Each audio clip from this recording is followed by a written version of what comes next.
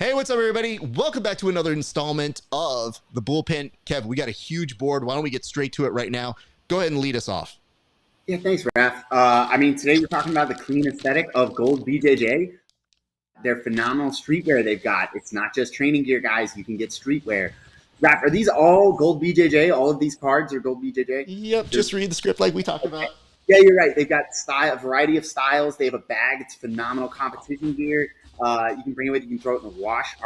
Raf, these are really cool. Are any of these for me? Like that bag? No. They didn't have any stuff for you. They ran out of your Well, they're really affordable if you need to go out there and get them. You can just get the stuff, goldbjj.com. These shorts are awesome. I'm going to get this. Wait. Do they have a second set for me? Is that a thing they have? They were like, hey, man, we ran out of stuff, and they didn't have it in your size because like fat. You know what I mean? So, like, these are all for like me. Anyway, go visit our friends at goldbjj.com. 10,000 hours is a steep mountain to climb to become a master, especially when the task at hand puts a relentless demand on your body. There is nothing casual about this sport. It's all in, all effort, all focus.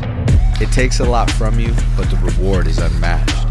Mastery of oneself, an acute understanding of your weaknesses with an explosive sense of your strengths.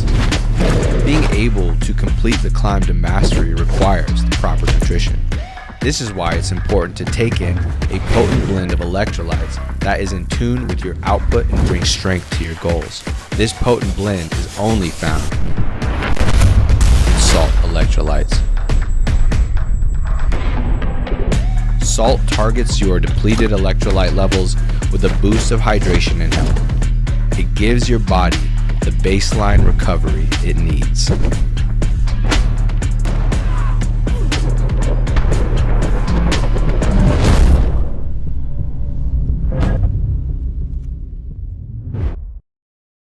Elevate your BJJ game with inverted gear, where pandas and performance meet. Whether you train in a gi or prefer no gi, we have something for you. Our gear is built to last and designed to perform no flashy extras, just high-quality craftsmanship and minimal design. Plus, pandas. Don't miss our back-to-school sale going on now. Visit www.invertijar.com and roll with confidence panda style.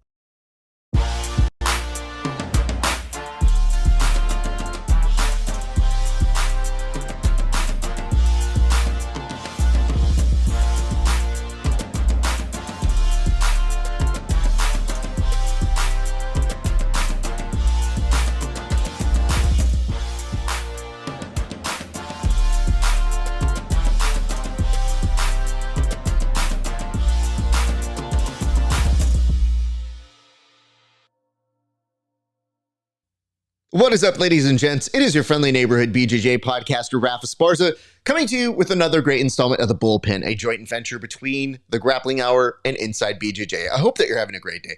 I'm having a fantastic day because I'm still riding that good Dodger high. I went to the Dodger game yesterday, and not only did they clinch our division, which, huzzah, there was an appearance by the most popular person in all of Los Angeles. I think I could say that confidently. Not Ohtani. Ohtani's dog, Decoy, who is near and dear to my heart. I love this dog. In fact, I didn't even know he was there, but feeling his presence, I looked and somebody's like, "Did you see Decoy?" And I was like, "Is Decoy here? Holy shit, I love Decoy." Anyway, in a good mood. And as you'll notice, we're here with these like new things. Look at this. Look this way. Look at that. Look at Banner, Michael. Like, this is good stuff. So very happy to see these things going. You guys will likely see them joining us in the near future, but I'm not here by myself. I am here with my longtime friend, Tim Freeman. Tim, how are you feeling, sir? Yo. Well, here's the dumb part. It Esparza. didn't assign you as a thing. I just realized that now. So it's basically throwing to somebody, but it doesn't know where to throw to. So this is how you can tell how excited I am about this. Let's see what happens if I throw that on there. No, still nothing doing there. All right, one last time. before I go to Tim, so we're going to see the lower third come back from me again. We're going to throw to Tim one more time, and we're going to pretend like that didn't happen. So everybody sit tight because it's happening. It's just a matter of how it's happening. So everybody hold for 3, 2, 1. Add some more time. Stalling. I don't see Tim being assigned that. So Tim, there we go. Let's see if that changes anything. Oh, I see what happened. Tim, it made you tiny. Oh my God, that's funny. I see what happened. I was like, why the fuck are you not on this thing? Okay. And it is a miracle that we are friends and work together so well. But man, I was raised to hate the Dodgers. So, I hope they lose in the first round. But congratulations that they clinched. The Giants, I think, have a losing record right now. So we don't want to talk about No, that. we're happy to talk about baseball, if anything, right now. This is the time you do talk about baseball. So we will say this. We're holding out a little, there's like a little bit of RIP moment here because he didn't die or anything. But Kevin went to go compete. Now, we were told that he might be here. So we're not quite sure what exactly is going to happen on this. So in his stead, we'll just put this. It says Tim's in a cave. Okay, so that means his audio is repeating here. Got it. All right, let me try and figure that out. While we do, 1 second here.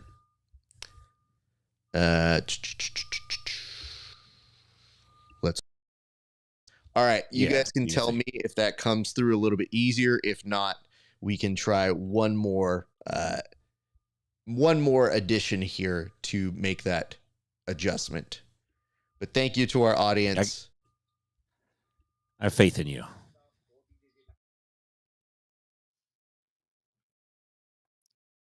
So anyway, all right. Raph. Well, I am also. Let me give it one. I'm pretty sure this is due to the way hurricane. better. Okay, great. Okay, cool. So that fixed that. Great. Thanks for letting us know, folks. All right. So as we were mentioning, yes, Kevin, not dead to us, but just dead production-wise. He is going to compete, though, today at the Chicago ADCC Open. So hopefully he survives that. He makes it out okay. If not, he had a good run here. So I think it's very telling. So we were told he may be calling in, but I think he's also trying to cut weight. So I don't know if he's going to be in a good mood or if he's grumpy bear. It's very difficult to ascertain. Also, I do see this is John G. Medberry who says, hey, I know those guys in that ad. So John, very happy to hear that. I think that means that you are either in that ad or you actually do know those individuals. But yes, we have many friends who appear in many of those things. So Tim, do you have any other business before we get to the board that you need to address? Happy to be here, man. Super stoked. Check out Inside BJJ. Got a lot of cool stuff. But no, man, I'm ready to go. Kind of had a wild day here, just running from one thing to the next. Had some serious technical difficulties with the laptop, but we made it happen. So I'm stoked that we're in the house, man. We adapt, we overcome. All right, here is the board for us here today, and we'll start with the first thing, which is, Tim, is the last trials happening for PGF this weekend? And if so, what does that mean for everybody involved here? Because now I'm starting to get a little bit nervous. I didn't think that we were nearing the end of the trials process, but lo and behold, I've been told it's this weekend. What's the deal on that, sir? Yeah, so the Season 7 qualifiers are tomorrow, September 28th. They're taking place in Las Vegas. There's 30 people registered right now, which is surprisingly smaller than the Nashville qualifiers that Kyle Bain won, by the way. So you're going to see him in PGF Season 7. So they're up tomorrow. There's 30 people in it. It's still free to register. They build the brackets up. If you want a shot at the PGF, this is the way to do it. It's funny because, and this, better than anybody, Raf. When your guy with Mike, people come up to you thinking that somehow you know everything there is to know about the promotion that you're working at or whatever's going on. And they'll ask, like, hey, man, can you get me in the PGF? Like, what can you do to put me on the PGF? And I'm like, go to the qualifier, dog. Like, yeah, I can get you. Go to the qualifier and win. You're in the PGF. So it's tomorrow. We're winding down. It just seems like season 6 wrapped up not too long ago. And now here we are, right coming up to the doorstep of season 7.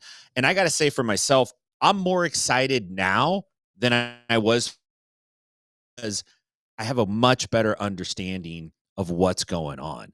I know what's going to happen in season 7 in terms of what's day 1 like, what's day 2 like, what's day 3 like. I'm stoked. I can't wait to get back there. It couldn't come fast enough. Thank you for that. So my contention here is I'm like, I know what to expect now, but I'm also in a space where, you know, we spend like CC, like there's trials and it feels like there's a quest, and then it's like, no, your princess is in another castle.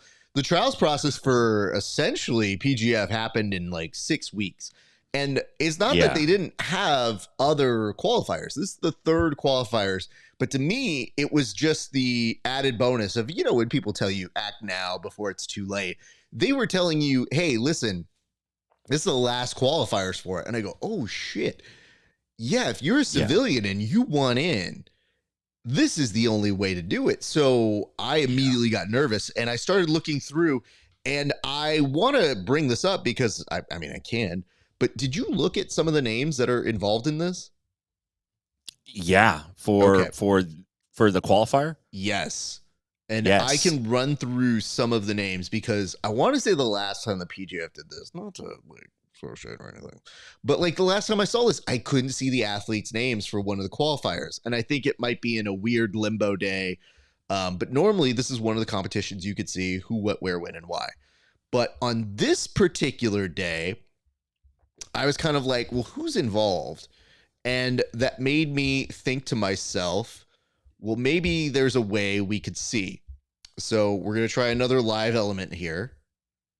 And we're going to see if this will create a little bit of a widget. Yes, it will. So that we can actually see the athletes involved. So I'm going to narrate this. You guys are seeing me produce this in real time, by the way. So, boom.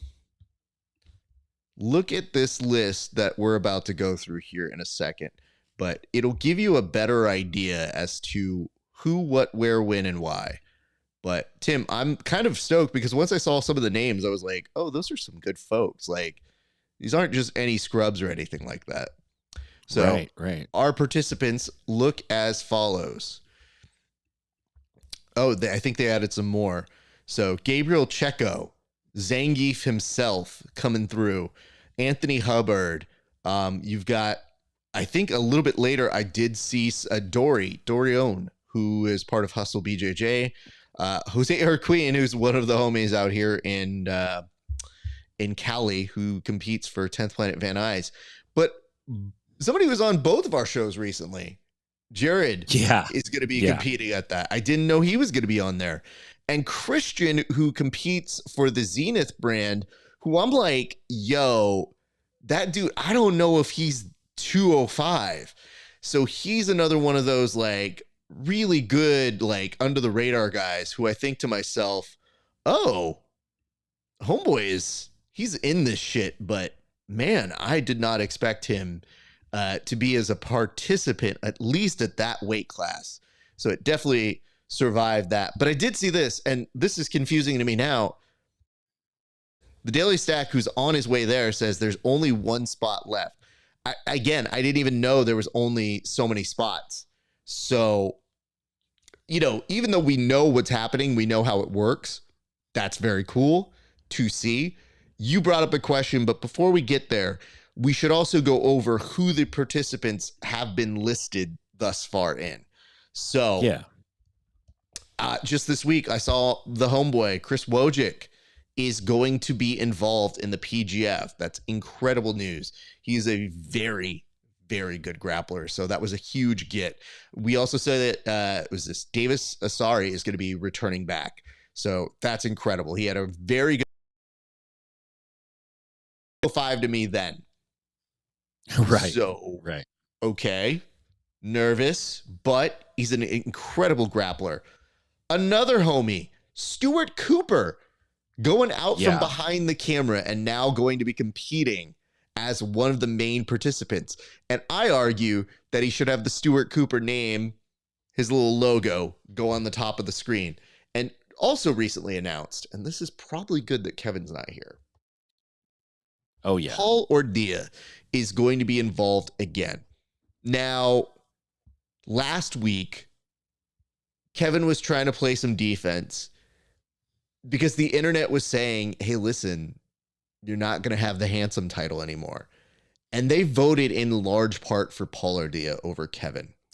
Do you feel that Kevin is reeling from this? Do you feel that's part of the reason why he's not here is because today he couldn't take the negative press that he was getting, that Paul will be more handsome than him on these shows?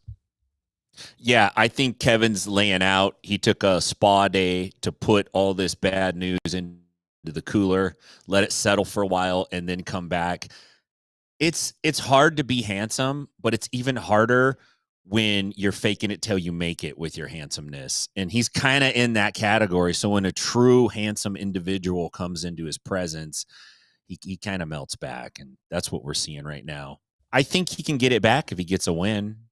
Gets out there and wins today in Chicago, he'll be feeling himself a little bit, come back in, throw his weight around. I want to point this out. This is on top of the previously mentioned Ryan Aiken, Adam Bradley, already mentioned as grapplers who are going to be involved in this. So we have about 7 or 8 names right now, and I felt that is pretty impressive. So we're slowly starting to see this come together, and tomorrow we will know another one of those names that will join them. But if that's the caliber of folks that they've gotten thus far in, I'm already starting to do some math here, and that mathematically 2 of those people are going to be on the same team of the folks that I just named. And I think any one of those combinations is actually pretty intriguing to see how they work as a team. So very, very pleased about that. You did ask a question, though, and I'll return to that for this, but you were asking, who would you like to see at 205? So I'll go ahead and tell you, I'll prompt you with the question you prompted us, which is, who would you like to see at 205, sir? Well, there's a handful of guys that haven't been mentioned yet, and I don't know if we can get them here, but it would be awesome to see them here. 205ers, man. Nick Rodriguez, legitimate 205er. The guy is on a tear. He's crushing it. He's winning everything in sight. He's on a super duper double run right now. Really, we're seeing Nick Rodriguez, his vision quest play out right before us. So I would love to see him there. I'd love to see Mason Fowler there. If I'm not mistaken, I think Mason was going to be in season 6 and he got injured and couldn't do it. I think that's it. Or I might have that mixed up with something else, but I would love to see Mason Fowler out there. I know there's a viral video going on right now where Kyotera chokes him out in a gi, which is actually quite funny. But Mason is a real durable, tough, smart grappler. He's got a strong wrestling background. He's great at getting submissions. He's just not a stall and control kind of guy. I think he would do really well at the PGF. He's great at taking the back. He's great at choking dudes out. I think he play right into his style. I'd love to see him there. Outside of that, a couple big names like Big Dan would be awesome. Luke Griffith would be awesome. Craig Jones, perhaps, if we can find a lady for him to fight, I think we can get Craig Jones out there. 205, there's lots of potential there. I'm a little surprised not more people are going to the qualifiers, to be totally honest with you. Seeing what you could get from winning the qualifiers, man, PGF, the whole season, it's all exposure. You're getting tons and tons of live exposure, and then all the the things that they produce out of that, the documentaries and the clips and the videos, tons and tons of exposure. If you're a jiu-jitsu athlete, you're trying to make it as a professional, this is the place to do it. It's totally worth the trip out there. I'm glad Jared's going out there. We peer pressured him into doing it on Inside BJJ. It's like, dude, you got. So you guys are responsible for doing that. Well, I think he had it in the back of his head. He did this. He said, well, he's competing tonight in Detroit. He's like, I got a match in Detroit, but I did see there's a flight back to Vegas that I could get. And I don't know, man. Like, I'm thinking about it. And as he's saying this, he's got this tub of protein on his lap. And he shotguns a giant scoop of it. He just scoops in the mouth, just gets it down. And then we're all supposed to pretend that he didn't just do that. And my advice to him was, listen, if you're thinking about doing it, you should do it. Because from the performance that I just saw a minute ago, I think you're going to have no issues at the qualifiers. And so apparently he's done it. I saw his name is in the registration list. So awesome. By the way, I didn't mean to book him back to back with you. The day I was trying to get him, he goes, oh, Raf already got me. And I'm like, the same day? Are you kidding? Like, yeah. Oddly, I gave you time. But I was also in a mode of, hey, let's do it. But what did he tell me? He was like, we were in a place where I go, hey, man, I want to book you. When are you free? And he goes, I'm free tonight. And I was like, I am too. Let's make this happen. So what's happening is, that goes out to my people first, and then it goes out. So I don't think it's the worst thing in the world, because it's not an interview that's up for people who don't pay for my stuff. And it's all the more encouraging to become a Patreon member for the Grappling Hour, so that you could see these interviews immediately as they go up before Inside BJJ gets them.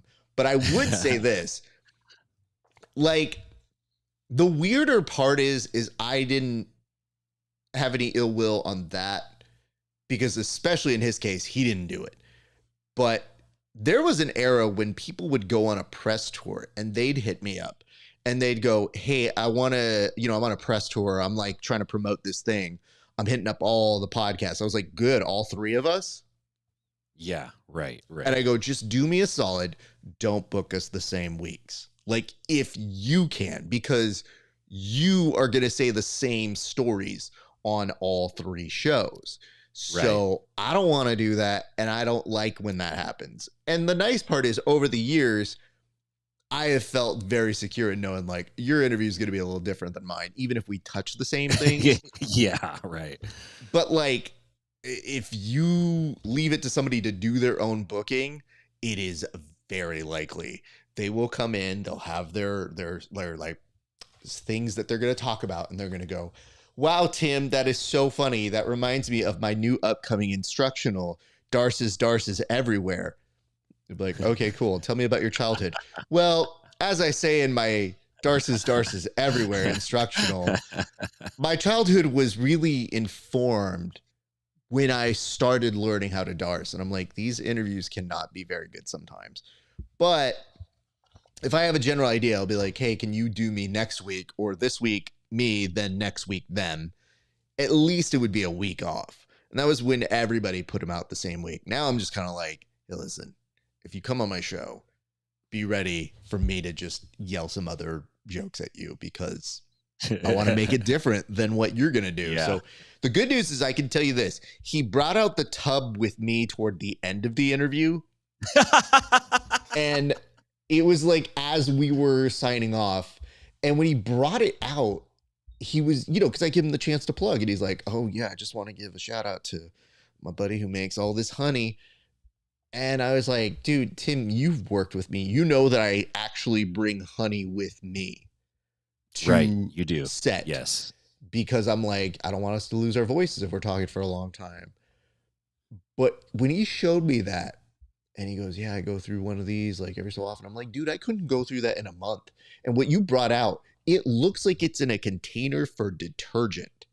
So like, it looked like something you like take a scoop out of, you pour it in, and then you have fresh clothes. in this case, I was like, what the fuck is that? What are you doing? Yeah. And he's like, oh, it's my honey one. So I'm like, okay, good. We didn't actually see him shotgun. You're telling me that no, the next scene is, no, if you went to Inside BJJ, you would have seen Honey Bear get some honey.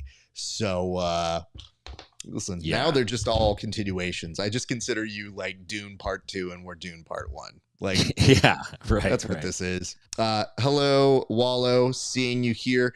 And also Bobby 5GS. And it says season 7 is building up to be incredible. Look out for more veteran PGFers getting pushed out.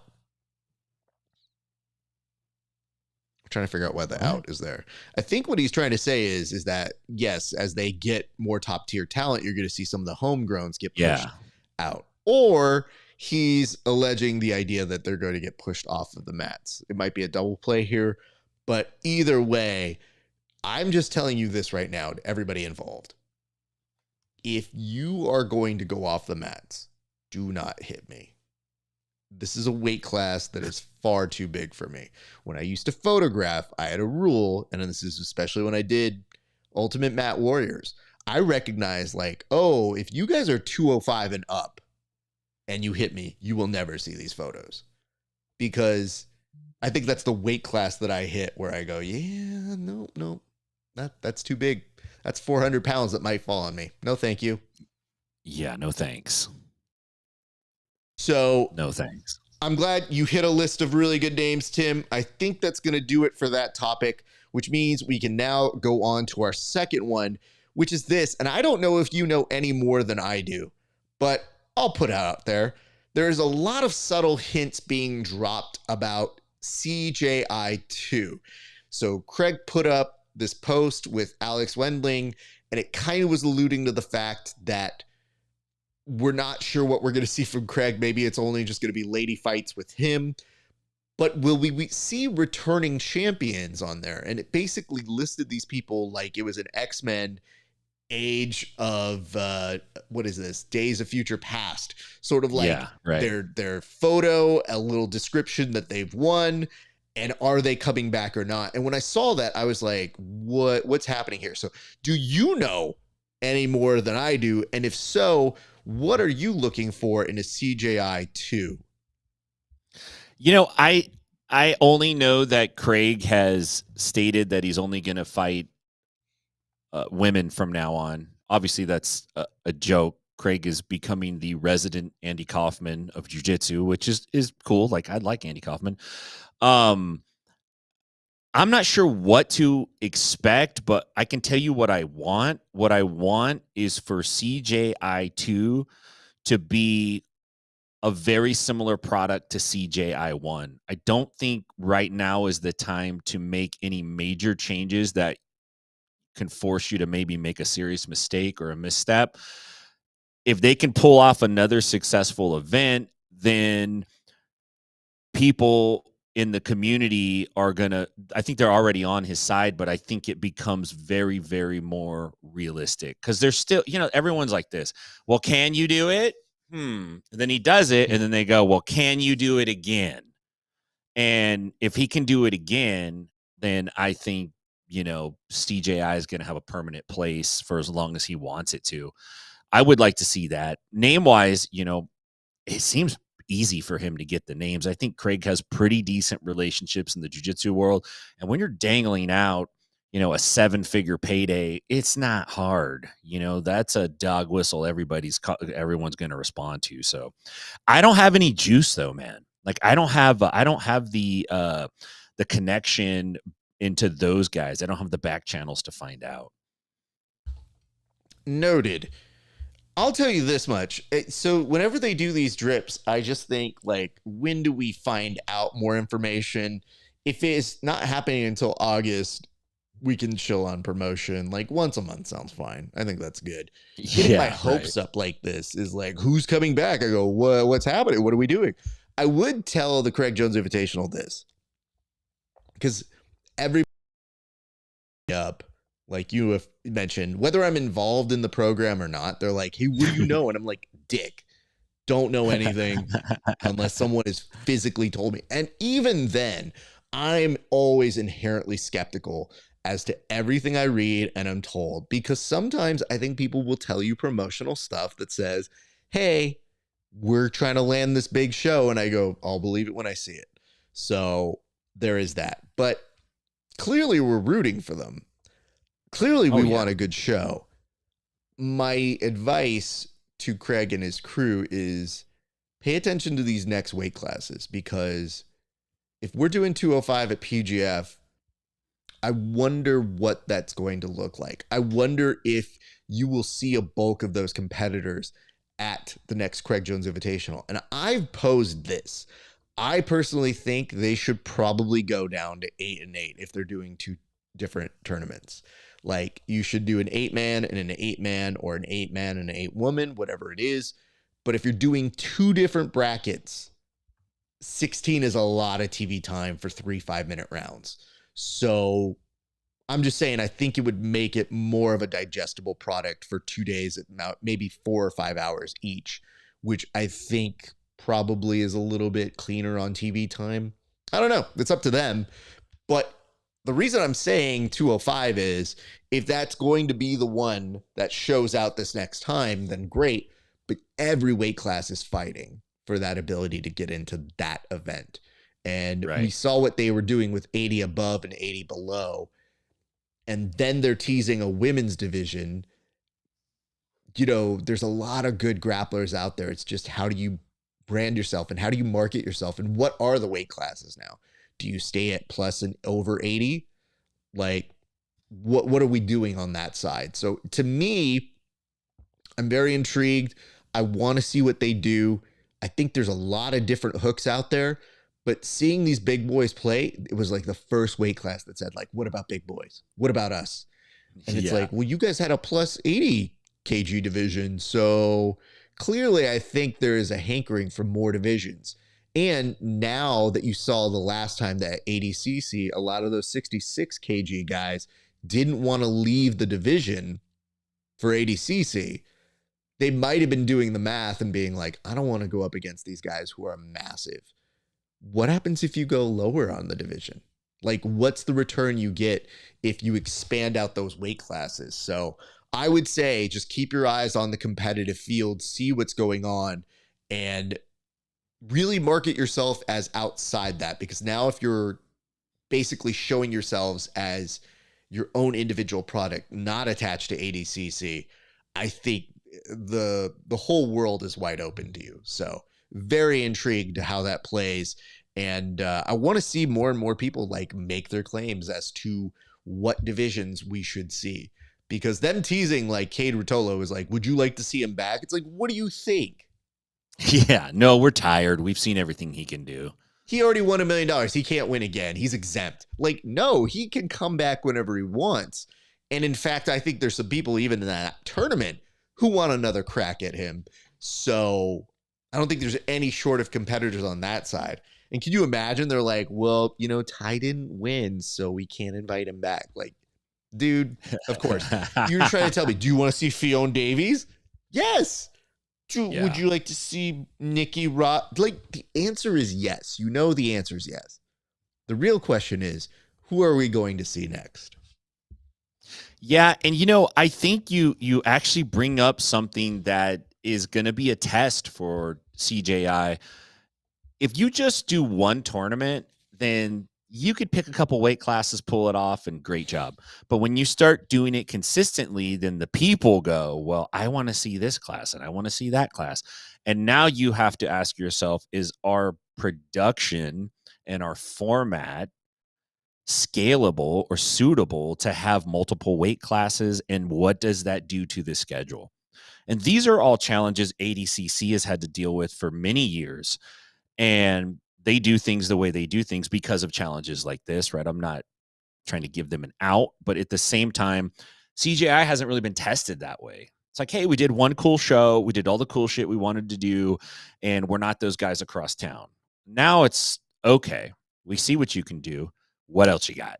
And you know how the public is, man. You better you better bring it, or basically Reddit is going to fucking come for you. Pardon my French, but they're going to come if you don't give them what they want. So listen, you could literally hand Reddit a puppy. You could hand them Decoy, the most popular person here in all of Los Angeles, and they'd be like, fuck Decoy. And I'd be like, what did you say about Decoy?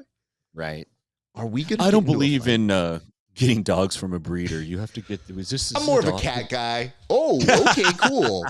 Thanks. That explains Reddit. Yeah. It's 100% Reddit. I want to point out these two little notes that we got here. Stephen Aiken says, agreed, need 8-person brackets. Let me tell you why. I think 8-person allows you to tell more narratives as well. So maybe the time you would have spent watching another match could tell you about their narrative, their story, if we are trying to broaden it. And I feel like 8's a little bit more digestible in terms of sending camera crews to create like a little mini docs about them. I think it does help you to branch them out, because that, I think, is a missing component. If you guys remember your UFC building years, like they would tell you a little mini doc about those fighters in prominent positions because they expected you not to know the sport. And now they don't have to spend as much time because they go watch Embedded. Just watch this dude's social media. They'll tell you all about their asshole selves. And recently I saw some people being like, oh my God, these are the most boring UFC champs. Like, they got really boring. I'm like, they've been boring. I'm very sorry to tell you this. It's because they hit a cringe factor. And now when you don't pay attention to them and you see they have a boring fight, you're like, boring. And I go, sometimes boring wins. But I think it's just because people are just a little over some of the personalities. We don't have one with actual charisma. All these guys have negative charisma who just show up and then think like, I know if I say something like really controversial, that'll keep me in the news. And it does, but it doesn't make them compelling to watch. And if they have a shitty fight, they're like, wow, this guy fucking sucks. And the answer is more closer to, I don't know if they actually suck.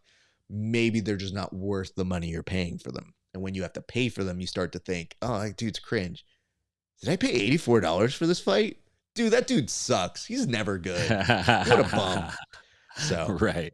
Just saying. Bougie Gatami says, more matches just means the post show will be a morning show. Yeah, that's true. It goes back to the Conan O'Brien. How is the Tonight Show tomorrow? Debacle when they were having their melee with Leno and Conan. So students of late night will know exactly what I mean by that. So I guess my answer to all of this is returning champions. Who would you like to see? Everybody. Just find your people, find those compelling natures, and let's go all in on telling some stories, because I think they are best positioned to do it. Absolutely. ADCC cannot spend time doing a documentary on every competitor. And we've seen it. And they spend all their money telling you about Gordon. And you know what? I'm good on the Gordon story. I don't think you can tell Gordon anymore. I don't. Yeah, Gordon is Gordon, and I feel like I have a pretty good grip on Gordon, for lack of a better word. Real quick, the PGF, a week long, and these guys got to fight 3 fights a day. As an athlete who's getting showcased, like, you really learn a lot about these guys in that small stretch of time. For CJI, I think more brackets, which means maybe same amount of athletes. Like, more athletes is too many. Then as the viewer, you can't track all these people. Same or less amount of athletes, more shows. I think that's the formula if you could figure it out. Can I tell you my real biggest fear is that somebody from CJI will hear this and go, loud and clear, less athletes, more brackets. Wait, no, hold on. I think if they do them, like, let's say quarterly or biannually, then you can have the opportunity of doing 4 brackets in a year. And I think that could be very impressive. But like for us at PGF, it's very much like we're doing 1. That's what we're doing. Hopefully we can do it quarterly as well. But twice in a year is not bad. And considering the hype and the way you learn about them, I feel like they do such a great job on narrative. It's just, we've seen the numbers that Craig Jones got. So we're all going to be playing a little bit of catch up. And I will tell you this, if I remember correctly, I want to say that PGF across all different formats and platforms did about 3 million views. Wow. So for those 5 days, so it wasn't like people didn't see it. So just as everybody can be aware, it will be a very big week. So my numbers might be off on that one. So I apologize if I did not get that right. BMAC is always welcome to send me those numbers. And I won't be surprised if this time he's like, hey, you did a nice little thing for Craig. And I was just wondering if I gave you this. And I'll be like, listen, you sexy Bill Clinton. Don't you even just give me that shit. All right. This is one that I'm intrigued about because I don't know that there's enough information about it in terms of what the public may know. AIGA is going to be returning to Los Angeles, but this time in a trials format, thus meaning they are looking for teams to show up and figure out who will be competing in their big melee for $1 million. So really, in a few weeks, we're going to find out which team of 7, which I think extends to 10, but which team of 7 is really going to compete. So Tim, aside from what I just told you, what else do you know about this particular tournament that has a little bit of buzz, but maybe isn't on everybody's radar? You know, AIGA is intriguing to me. We talked about AIGA before the last event, and you know, they really weren't on my radar really strong, to be honest with you. But they're giving away $1 million this time, which is a pretty big deal. And there's, you know, some pretty decent sized teams. I know 10th Planet is bringing a team. Recently, they just announced that Andy Varela is going to be on that team. There's a team Vanguard that I believe is managed by Jason Rao. There's quite a few big names that are showing up. And I think, you know, the money talks, man, especially in jiu-jitsu where there's not a lot of it.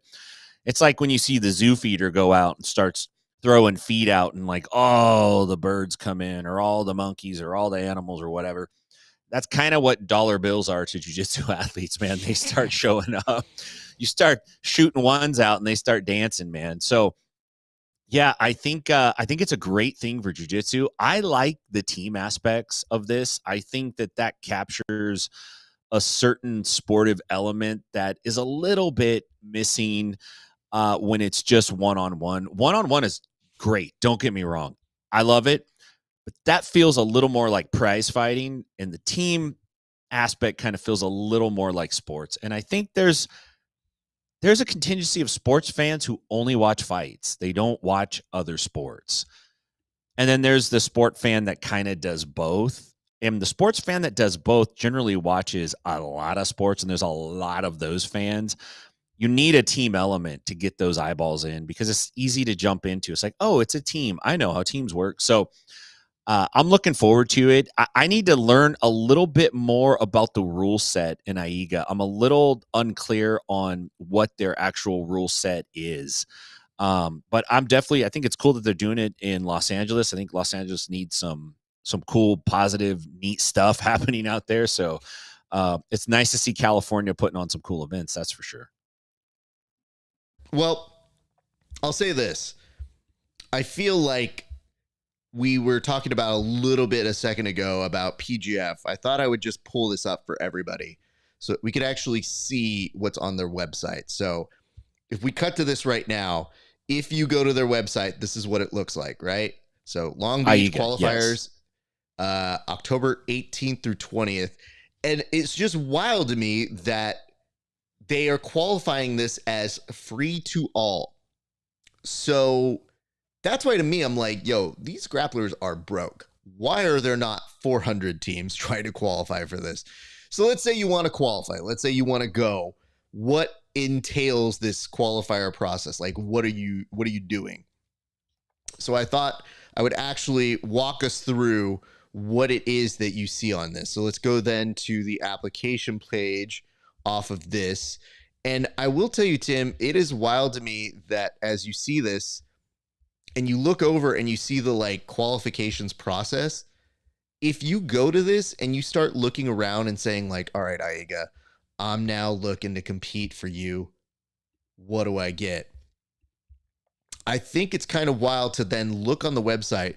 You press on the application process, and this is what comes up here. So it comes back on, and you will see on this, and as you an application process, it says manager's passport photo, athletes, weight, 60 kg, 65 kg, 70 kg, 76 kg, 83 kg, 91 kg, 91 plus kg. And then you can have you can have substitutes. I think you can have 3 substitutes, but I think you can mix the weight classes of what they appear at, because it gives you from 60, 65, 70, 76, 83, 91, 91 plus. So I think even in this, it is cool. And what I've seen on their website, in addition to this, Tim, is that they also had a $5,000 bonus that they gave out to, it looked like, the MVP of last season, which was Dante Leone. So even if you don't win, like, the $1 million, they're still trying to give out money for it. And they are telling you what the schedule is. But in North America, there's supposed to be 2 tournaments. Okay. So altogether, there's 8 events plus semifinals and finals. So I find this to be a fascinating under the radar thing that perhaps might be bigger elsewhere, but to us, it is maybe not getting the press that most people would think it would be for giving out $1 million. So we'll be interested to follow that process along, but we'll keep you updated on it. We'll come back to it a little bit later in the future. I want to learn how the money's divvied up. I don't think it's going to one. Obviously, it's on a team. And you know, if you got 7 guys on your team, it's like being in a big band. You're like, yeah, we're going on tour. And you start looking around. And you're like, man, there's like 14 people in this band. Like, we're going to divvy up this money by 14. Like, what? Like, you know? Can you imagine at that point, like, you just mentioned it being a band, and you're like, well, as a singer-songwriter, I should get the publishing rights. You guys will, I mean, the tambourine dude should not be getting an equal cut. Let's be real. Cowbell over here is going to get a 10th, and the rest of you nerds are going to get $0. So there is that. All right, Tim, we're going to move on to our next topic, which is one near and dear to our hearts, because last week you very nicely brought up some new information to us. So can you tell us why we have this diagram of something that looks like it's being sent to a U.S. patent office? That's just the way it looks, but please give us some more information about it, Tim. Yeah, so this is the sacred IBJJF gi checker. It's a replica of it that was 3D printed. I knew this was going to happen. Like, this is perfect. This is why we have 3D printers, so we don't got to waste our money on this kind of stuff. So there's some designs that are floating around on Reddit right now where people are sharing their, I don't know exactly if these are like EPS files or what kind of files there are, but people are sharing their files, and people are like, oh, this is mine. Oh, yours is better. Like, let me try that. And they're printing out their own gi checkers. I think they're doing it as a goof, but I mean, you only need one, honestly. And they're making it work. Now, what's funny is the 3D printers take forever to print. So they're like, man, I wanted to print like a longer one, but that takes 12 hours. So I only have 4 hours worth to do this. But it kind of strikes me like, it's weird that the gi crowd almost views this as like a mandatory tool that you must have. And my initial reaction is, you could still just show up and have them check your gi like you've done for 30 years. It's okay. They're going to use the same thing. Or maybe if you're enterprising, you can get, you know, I thought about standing out front with one and just charging a couple bucks, like Venmo me $2, I'll check it. But I think I even have one better. I think we could put a gi checker kiosk out there that just has like a secure cable that releases when you put your credit card in, and then you can like check it yourself, and then you got to put it back in, and you're done. And you just charge a couple bucks, man, and just make money. I'm sure that machine would be broken swiftly if it was located by the IBJJF TSA cabal. But yeah, it strikes me funny. I love that people are working around it, but they're accepting it as like a tool that we need, which is like, okay, guys, like you're going to keep playing the game. But it got me thinking, like, what kind of objects should we 3D print for jiu-jitsu? And this is a little bit of a cop-out, but I'm going to say it anyway. The IBJJF needs a 3D printer so they could print themselves a clue as to what is happening right now. That's my advice for you. Well, didn't expect that to end that way, honestly. I had a few ways I thought that was going to go, but I didn't know. It was like, what do you think you should print out? And I'm like, I don't know. That's a good thing. Let me see if I can figure that one out. You should print a fucking clue, IBJJF. Oh, this is a coffee for your closers moment. Okay. Can I bring up to you what I think is happening here? Do you ever buy tickets, or let's say you buy something online? You know, sometimes when you go to the cart, it asks you, would you like to get some insurance? That's what this gi checker is to me. This is like the extra fee.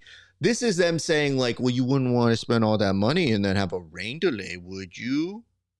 Because that would be sad. So pay this extra money so that you can see. When I started putting that together, I go, where's our Taylor Swift? You know, Taylor Swift's talking about, I don't like all these additional fees. Bruce Springsteen, Pearl Jam, they were all like, we don't like Ticketmaster charging our fans more and extra. We don't have that shit in jiu-jitsu. We don't have somebody standing up for us and saying like, no more additional fees, because I went to look it up and this is 100% honest. I was considering, I was like, you know, I've never done an IBJJF tournament. Maybe I should just do one to get the experience in. And I was thinking, that's like starting to smoke as an adult. Sorry. It's like, I never smoked and I'm 40. I'm going to try these cigarettes. It is. But I'm also like, to their credit, they do have people who show up and they do have people who pay. So credit to them. I'm never going to take that away.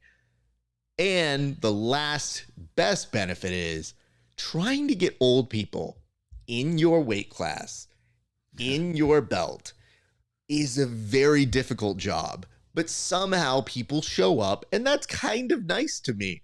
Whereas most of the times, if you show up at a tournament, they just go, what's your name? How fat are you? What belt are you? Yeah, nobody signed up. We're going to combine them. So we're either going to put you in this division you don't belong in, or we're going to throw you to the children. Which one would you like? And you go, my money back? At least to IBJJF's credit, most of the time, you'll have a dance partner. But when I'm thinking about that, I'm like, nobody's standing up for these fees. So when I looked it up, I pull up my phone. I said, how much does it retail for? Because I was looking up how much the IBJJF gi checker retails for. And I said, let's find out how much it would cost to maybe do no gi worlds. It's to sign up. That's not including your membership fee, you need to use your left hand fee. It's not including you need to bring a gi bag fee, your charge to bring a coach fee. Mm-hmm. Like, that's just for the honor of competing for that. And I had a very quick, well, I will not be doing no gi worlds then. Okay. Because I said, I'm like, this doesn't make any sense. So God bless all of you who will be doing it. But even my very, very whimsical, I don't know, maybe it'd be fun. Maybe I'd go see a different light. Maybe I'd come back and be like, guys, my life's changed. I'm IBJJF forever. But it got me thinking, it was like, at least those people in that form have their champions for all those ancillary fees. We have nobody. We just have people complaining about it, but nobody can do anything about it. And if people keep talking about inflation, they're like, oh, all these major companies just keep raising prices. And most of the times it's something nebulous like an NFL or a Coca-Cola, and you go, I'm powerless against them. I think we have some power with IBJJF. I think you could just not do it. Or you just do stuff like this, because I've seen people get very angry from their side, on the PR side, that are like, that's not what we do at IBJJF. I'm like, would you like to comment about it? No. We just don't like people bitching about us. So I feel like, give them some feedback. Let's try and drive down this inflation. Hey, even inflation cut. Just saying. IBJJF, you could cut some prices. Oh yeah, they're the IBJ. I think I figured it out. Mm. They are turning into an airline.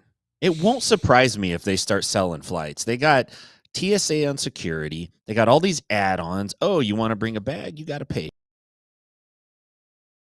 If in case you miss weight, will still allow you to compete. Like they should just do the whole thing. Hold on, man. stop right there. Insurance in case you miss weight is actually a great fucking fee, Right? though. I would pay that. As an You would. actual fat person, that's really good insurance. The only thing is, what does that afford you? Does that give you your money back? Because what does it do to your opponent? Then do you have to get opponent, what in case my opponent is too fat fee? Like, what happens there? You're just like, well, we gave him back his fee. And it's like, well, what about me? You didn't You're pay forgetting the how opponent's gonna airlines get work. fat fee. Airlines don't care. They'll sell you a ticket, and then they'll sell your buddy the same ticket they sold you, and whoever shows up first is getting the ticket. I think you do this. You go, look, if you get the over the weight limit insurance, it's $49.99, Okay. but you get like a 3-pound allowance. And if your Okay. opponent's 3 pounds over, eat it, dude. I don't know what to tell you. We're the IBJJF, dog. Eat. It's like, whatever, I mean, a wrestling tournament would also be very different if they had that 3-pound allowance just because you paid a few Right. extra dollars. So I'm not against it. Maybe this is something we need to figure out that we can partner with them. And then I'm going to be like, I've always loved IBJJF. I don't know what you guys are talking about. They have been a stalwart of our community. So We call it grapple care. yeah. Anyway, grapple care. I think isn't everything supposed to be a plus right now? Isn't it supposed to be like It is, it's but- just grapple care plus? Yeah. That means like, if you're overweight, you get one a year. If your Gita is in the right size, they give you one allowance a year. You're paying like $29.99 a month. If your key gets stolen out of your car, they replace it. If you drop if your we ever mouthpiece in the form toilet. our LLC of Inside Grappling, I think it's just going to be us basically coming up with all of our get rich schemes to like people and they're like trying to sue us. And it's like, sorry guys, we're an LLC. And they're like, that doesn't matter. It's like, just kidding. We're an S Corp, which is the one you're not going to be able to sue. Yeah, right. Whatever. The that one is, you're not can't going to do be able that. to sue is the S Corp that's owned by LLCs. That's the move. So we're going to move forward here. And this is one that I thought would be interesting. So in politics, they refer to something as an October surprise. So I thought this would be an interesting thing to do. I had original plan for it, but I might modify it. Hear me out here. So in October surprise, they talk about that thing that happens in politics that catches people out of nowhere before a major election. Considering that we're about to enter October, my original pitch was going to be like, hey, maybe our October surprise is amongst the three of us, we should figure out a submission that none of us are allowed to use for the month of October. And that would be the October surprise. But I did notice one of us is missing.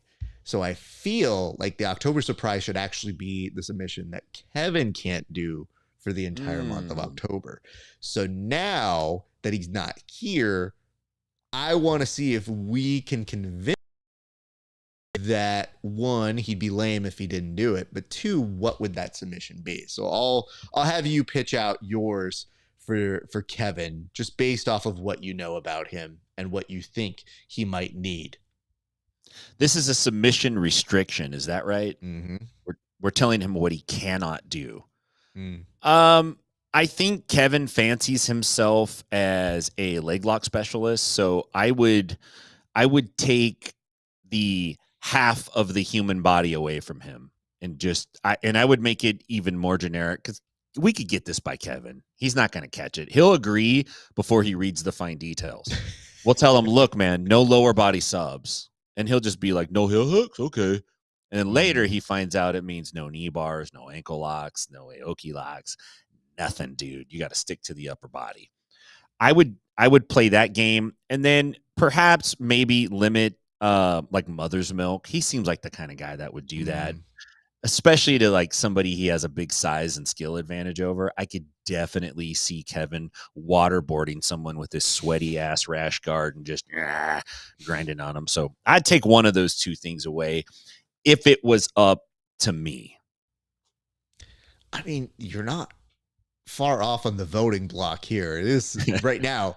It was supposed to be a 30-33 sort of thing.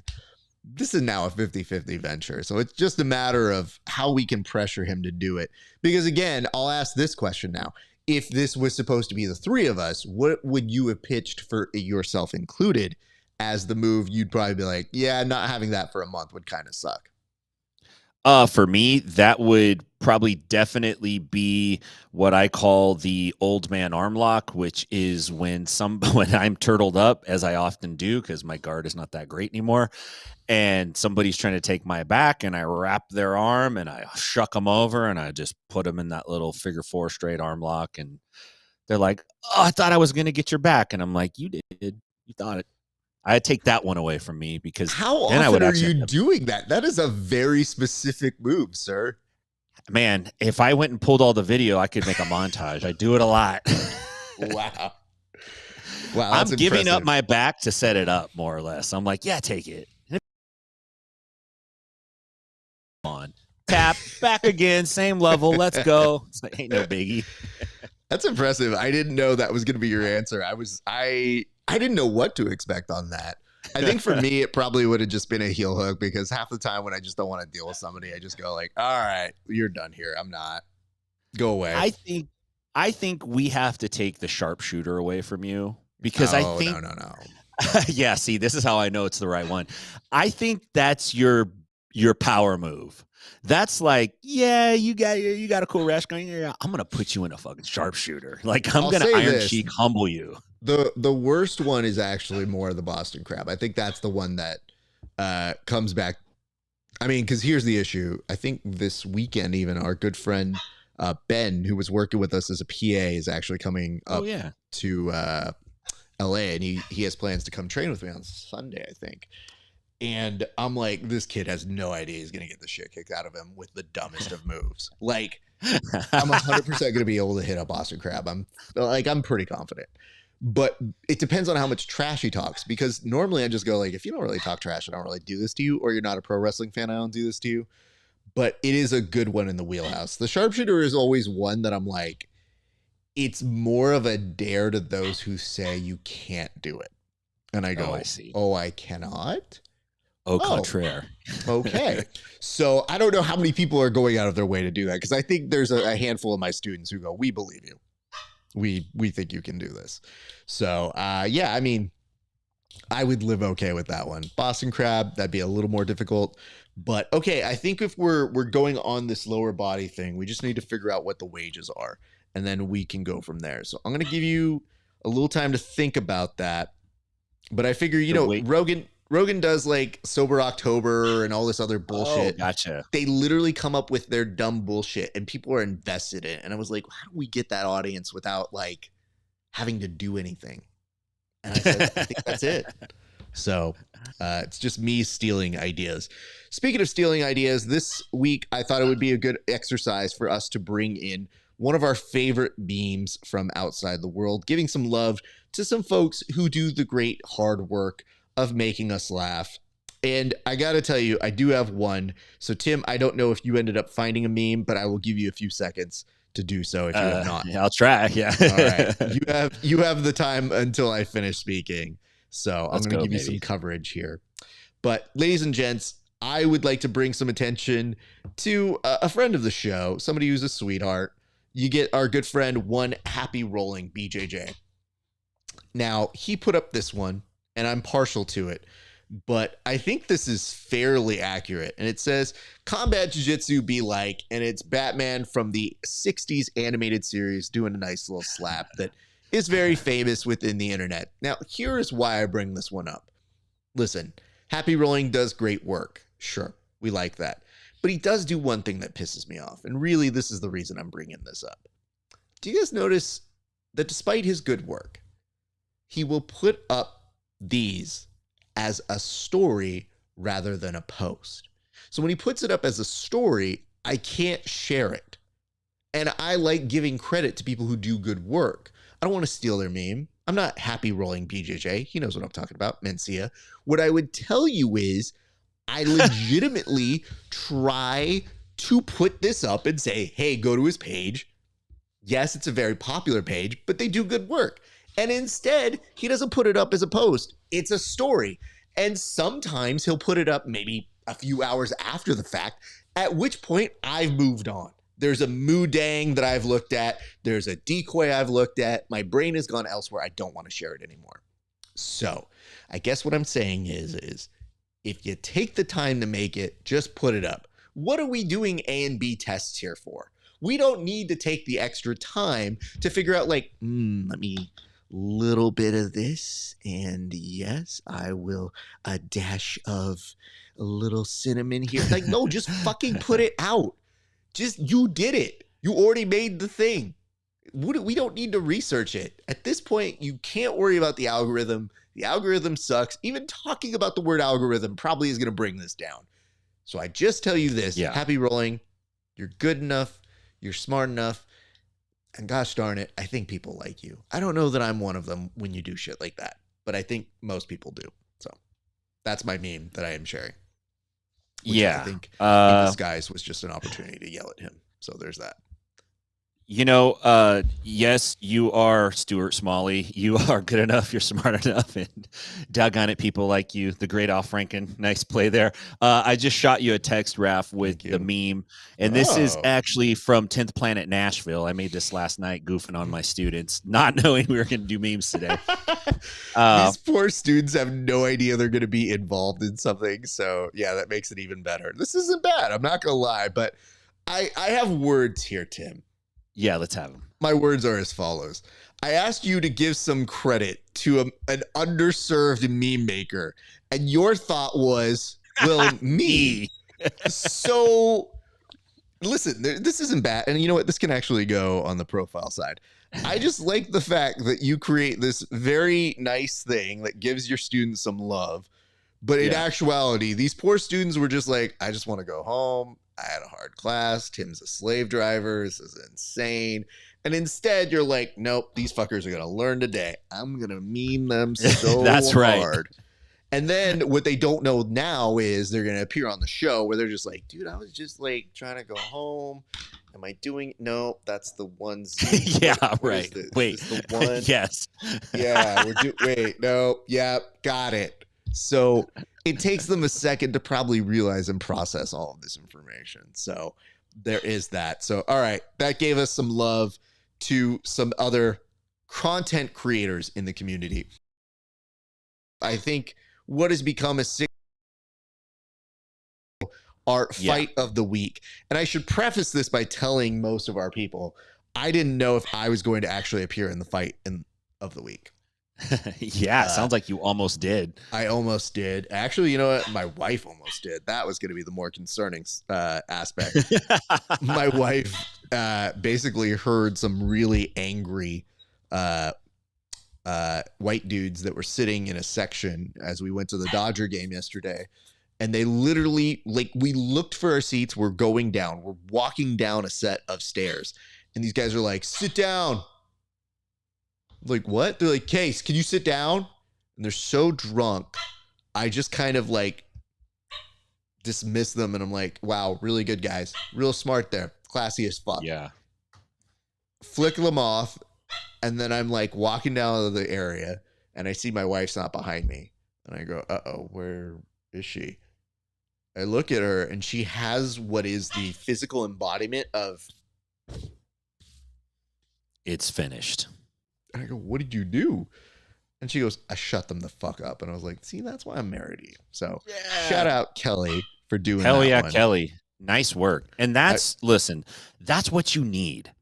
Look, you could go in there and whoop ass, but you really don't want to. And if she steps up, she plays hype man for you, she's boss enough to set them back. They're like, no, we're just drunk guys. I also, I guess I should bring up the other fight that could have happened, which is that so we got to our section. I'm sitting with my homeboy who fights for a living and is a very good fighter.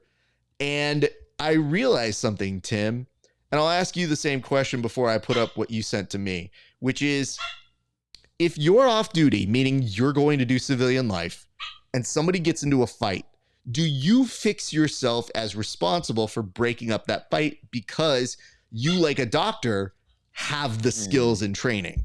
So even if you're off duty, are you truly off duty to breaking up a fight? It depends. And what I mean by that is I'll give you 2 examples. I had one occasion, which was the day I got my black belt in the gi. I thought the jiu-jitsu guys were testing me. I went to the grocery store, and there was a dude in the grocery store who was out of his mind aggressive, and he was directing it towards this checker who was trying to check him out. And then there was an old dude with a cane next to him who tried to diffuse it and just like tried to talk to the guy like casually. And the dude went off on this old dude. And I thought, dang, man, I can't let this guy jack this old dude up. Like if he gets I have to step in.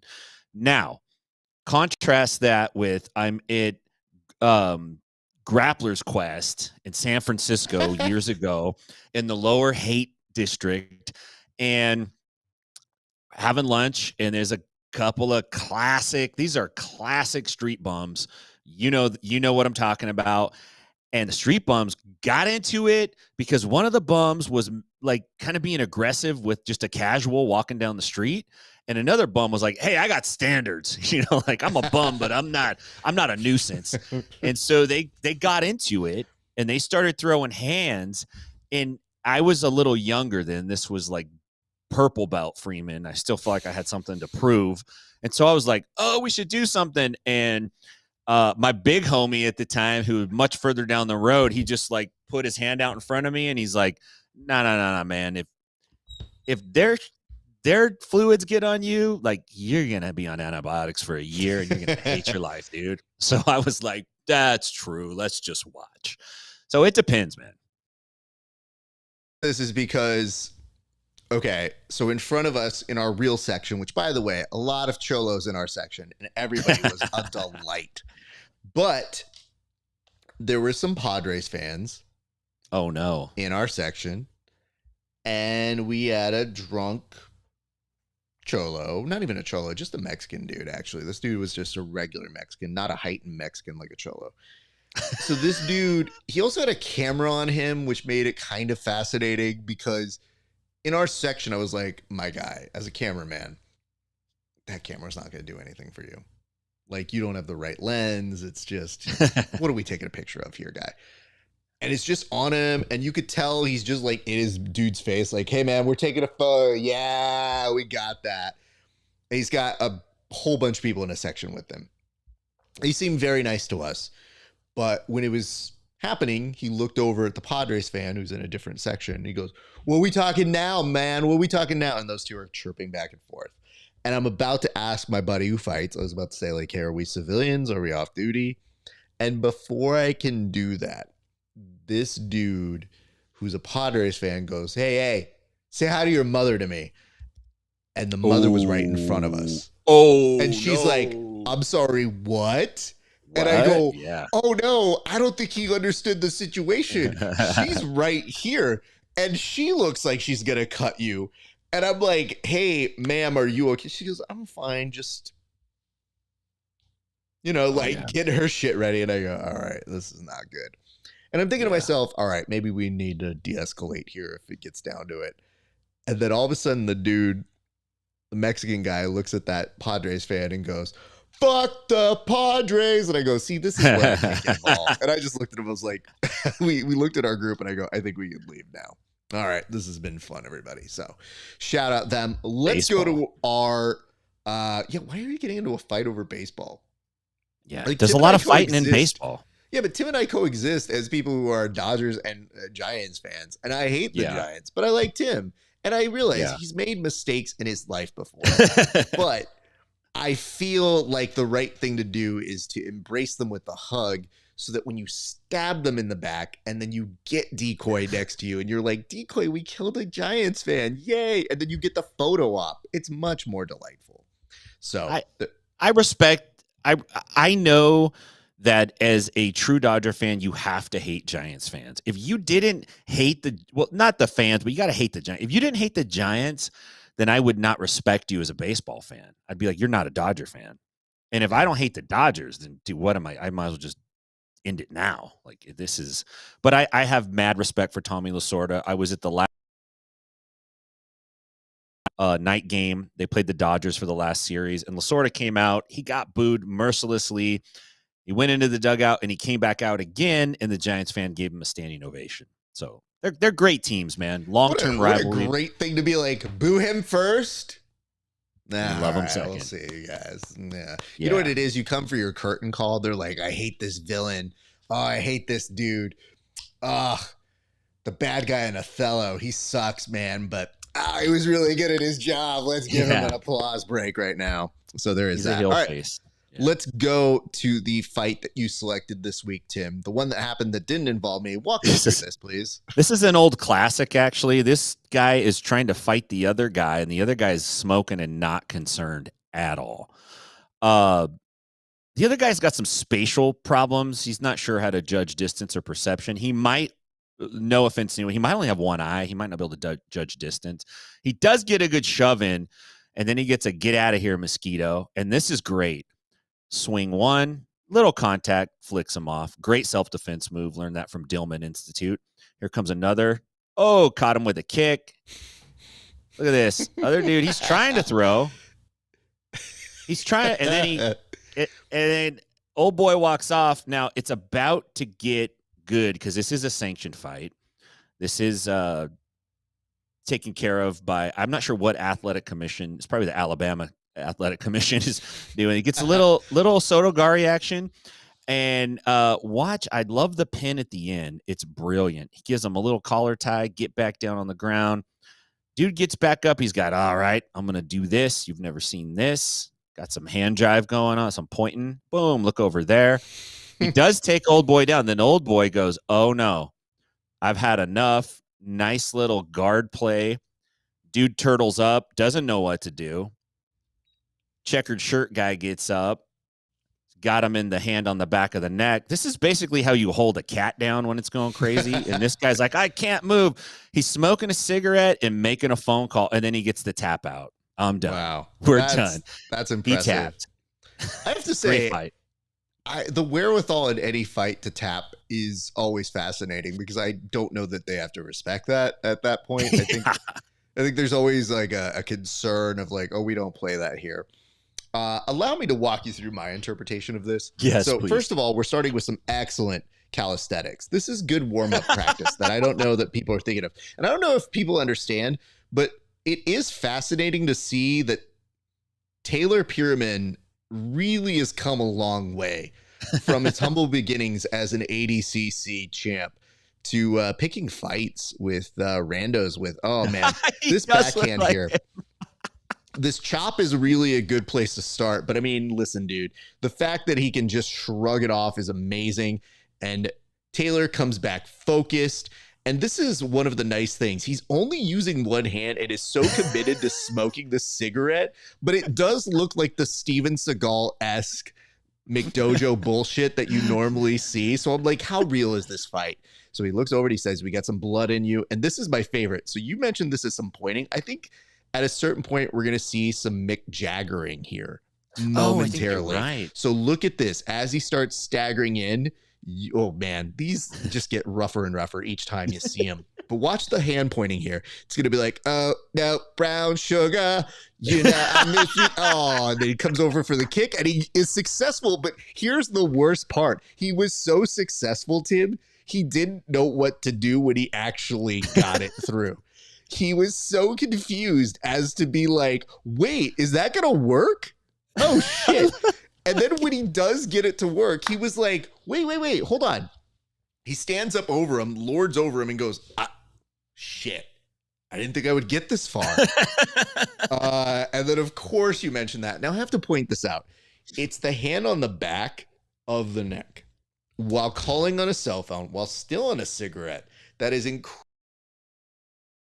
The fact that this dude has no wherewithal to be pointed down internal and realize you could just stand up. Like, you could just get up because this is not going to keep anybody down. Yesterday, I rolled with one of my homies who I could throw the kitchen sink at him. He's still finding a way to stand up. I literally hoisted him into the air and gave a mat return. And my dude was just like, no. And I'm like, this was a very good mat return. He's like, that was really dope, but also still no. And I'm like, fuck. So when I see something like this and I go, you mean to tell me this worked? This little Vulcan neck pinch you're doing to him? Get the fuck out of here, dude. You make the rest of us jealous at this shit. Yeah. So anyway, that's what I got for you. The complete obedience that Taylor Pearman went into when he had his neck, he just was like, oh, you got it, man. I guess this is a pin. This is it. And he's like, tap. I want to know who old boy was calling on the phone. That looks like the Ernest dude from the Hey Vern commercials. I would point this out. My first thought when I saw this fight go up, Tim, is when he did get this. So look, yeah, watch. Again, he gets it. He's like, wait, he fell? Yeah. To this dude's credit on the floor, this is actually a very solid sweep that he does. Like, I didn't have the wherewithal to think he was going to get one in, but just kind of drags him down and hits like this pro wrestling-esque thing. Cigarette momentarily, you think, find its way back in here. And yeah, the obedience is there. But if anything, you're wondering if he's calling the authorities. I think he's calling his best mate to be like, you won't believe what just happened. I just kicked the shit out of somebody. And then I think he's probably going to do this where he's going to be like, wait, what's that? Hey, tell him I just kicked the shit out of you. Yeah. Yeah, tell my friend. Tell my friend I won. Anyway, dude, you want to go to the pub a little bit later? I got a cigarette in my mouth still, so we can make this happen. I'm going to bring this dude with us so we can beat the shit out of him there, too. All right. Cheers. And I think that's how he got off the phone. But yeah. He's dedicated to that cigarette. Like, he did not drop. Look, cigarette and booze, people don't drop those. When they're fighting, they're like, I'm going to keep. Remember the dude with the beer at the game? He held that. This dude kept that. That's the key to winning a fight. Grab a drink or throw smoke in. It is an impressive thing. You know what? We have already mentioned our gallery comments from this week. So here's what we're going to do, Tim. I'm going to put the camera on you. Go ahead and plug/promote all the stuff that you've got coming up this next week, sir. So, Raf, thank you very much. You can check us out at Inside BJJ. We just did a show last night. It was just the gang here talking. It was actually pretty good content. We went all over the place. It's pretty wild and crazy. I gave some very specific takes on my view of camping. And if you're interested in that, you can check it out. We also have a Patreon where we do some backstage comments and content. I just put out a technique video on there that might be something that you haven't seen before. It's a crab roll into cross-ashi. That's pretty cool. I've only seen it in Sambo a couple times. I haven't seen it in jiu-jitsu much, but check that out. It's patreon.com/InsideBJJ. Outside of that, PGF Season 7 qualifiers are tomorrow. So if you're thinking about doing it, this is a sign from the grappling gods. Do it. It's free. Show up. Put your name in the hat. See what happens. And legitimately, there's only one spot left. So even if one of you took up Tim on his offer, that's insane to me that you guys haven't. Like, don't complain to us and don't ask us where you can get qualified or how you can do it. They've literally done it. So it's just like, no, do you think you could put in a good word for me? No, I don't know how to put in words. I'm void of words. Well, we made it today without Kevin. We hope all is well. I do believe he touched down in Chicago, but I think he and his prized blue belts will be heading to a weigh-ins. So we wish them the best, and hopefully we see him next week. Well, with all conditions being as they may in Atlanta.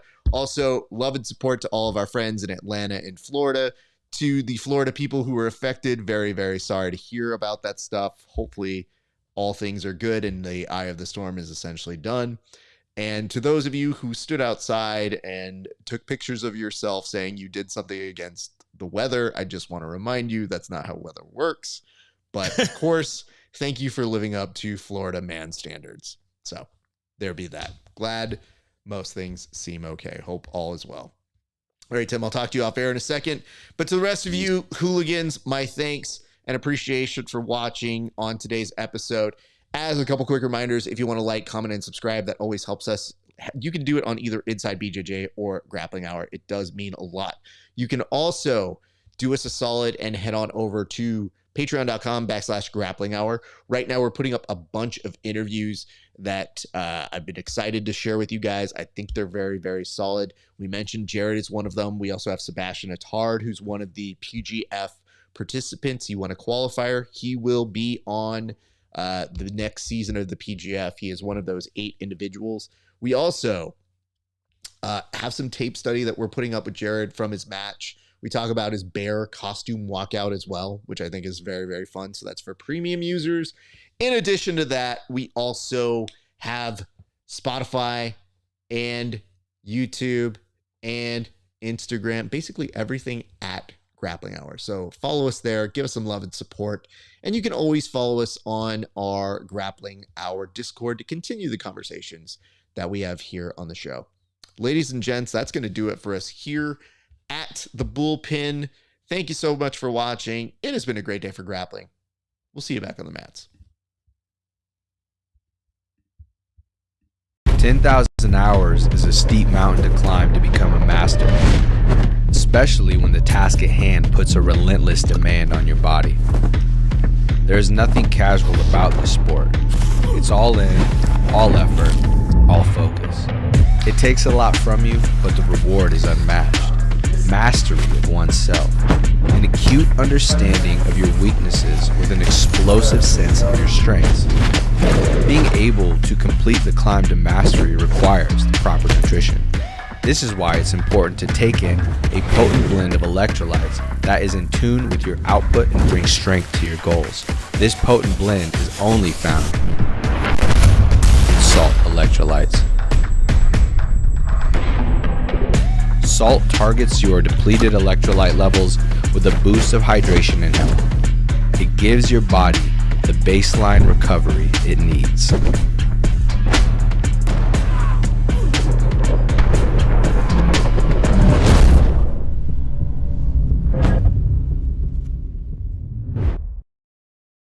Hey, what's up, everybody? Welcome back to another installment of the Bullpen. Kev, we got a huge board. Why don't we get straight to it right now? Go ahead and lead us off. Yeah, thanks, Raf. Today we're talking about the clean aesthetic of Gold BJJ.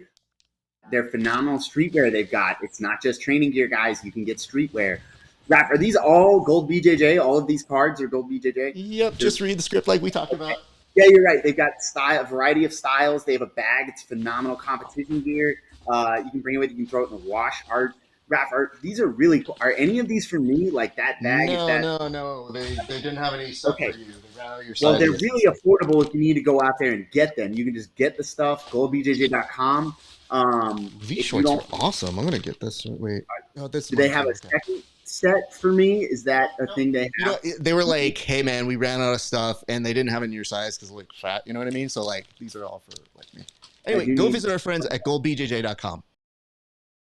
Elevate your BJJ game with inverted gear, where pandas and performance meet. Whether you train in a gi or prefer no gi, we have something for you. Our gear is built to last and designed to perform no flashy extras, just high-quality craftsmanship and minimal design. Plus, pandas. Don't miss our back-to-school sale going on now. Visit www.invertijar.com and roll with confidence panda style.